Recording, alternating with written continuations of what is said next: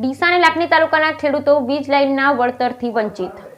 વર્ષ 2011ના ખેતરોમાં 400 કેવી વીજ લાઇનના થાંભલા ઊભા કરાયા। વ્યાજ સાથે વળતર ચૂકવવાની માંગ સાથે કલેક્ટરને રજૂઆત કરાઈ। બનાસકાંઠા જિલ્લામાં દિયોદર અને લાખણી તાલુકામાં વર્ષ 2011માં મુંદ્રાથી કંસારી જતી 400 કેવી વીજ લાઇનના થાંભલા નાખવામાં આવ્યા, જેને વર્ષો વીતી જવા છતાં પણ ખેડૂતોને વળતર ચૂકવવામાં ન આવતા ખેડૂતોએ વ્યાજ સાથે વળતર ચૂકવવાની માંગ સાથે જિલ્લા કલેક્ટરને રજૂઆત કરી છે, જેમાં તેમને ન્યાય નહીં મળે તો ગાંધી ચિંધ્યા માર્ગે આંદોલન કરવાની ચીમકી ઉચ્ચારી છે। કચ્છના મુંદ્રાથી ડીસા તાલુકાના કંસારી જતી વીજ કંપનીની 400 કેવી વીજ લાઇન દિયોદર અને લાખણી તાલુકાના ગામડામાં પસાર થાય છે। આ વીજ લાઇન વર્ષ 2011માં શરૂ કરવામાં આવી, જેમાં ખેડૂતોના ખેતરમાં ડબલ સર્વિસ ટાવર ઊભા કરવામાં આવ્યા, જેમાં નિયમ અનુસાર જે ખેડૂતોના ખેતરમાં થાંભલા ઊભા કરવામાં આવ્યા હોય તેને તબક્કાવાર વળતર ચૂકવવાનું થતું હોય છે, પરંતુ આ વીજ લાઇન શરૂ થયા અને વર્ષો વીતી જવા છતાં હજુ સુધી ખેડૂતોને વળતર ચૂકવવામાં ઠાગા ઠૈયા કરવામાં આવી રહ્યા છે। તેમજ ફરી આ વીજ લાઇનના સમારકામ આ ખેડૂતોનો વાહન અને સાધનો સાથે પ્રવેશ કરી નુકસાન કરવામાં આવતા અસરગ્રસ્ત ખેડૂતો પાલનપુર દોડી આવ્યા, જે જિલ્લા કલેક્ટરને આવેદનપત્ર પાઠવી વ્યાજ સાથે વળતર ચૂકવવાની માંગ કરી।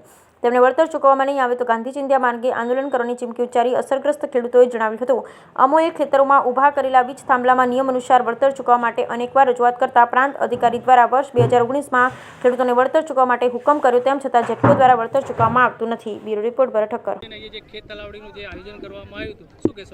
મારું નામ સરદારાજી રાજપૂત છે, ભાટીપનો વતની છું અને ગ્રામ પંચાયતનો સરપંચ છું।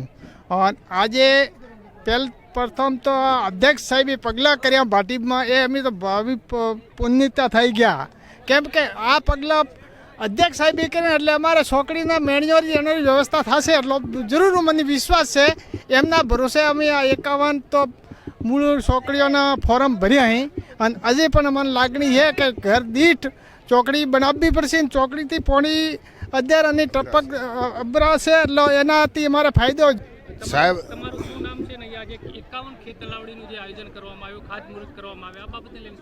51 તલાવડી તો ખેડૂતને સરકાર મેળીઓ દેશે, અમને વિશ્વાસ છે કે 51 તલાવડી તો દેશે, પણ બાકી ફોરમ ભરાય, જે ફોરમ ભરાય એવો તમામની મેળીઓ મળે અને સરકાર મેળીઓ વરસાદ પહેલાં જ એમાં અમને ખૂબ વિશ્વાસ છે કે દેશે।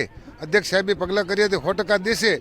પોણી હગરાય એટલે પોણી એ અમૃત સમાન ગણાય, અને વરસાદનું પાણી હોય એટલે ધોનની અમે દઈએ ને તો ધોની હેરતો પાકે, કેમ કે વરસાદનું પાણી દઈએ તો ધોનનો હેરતો પાકે, અને પેલું જે ઓડું પાણી આવે वो वरसादનું પાણી બરાબર પાકતું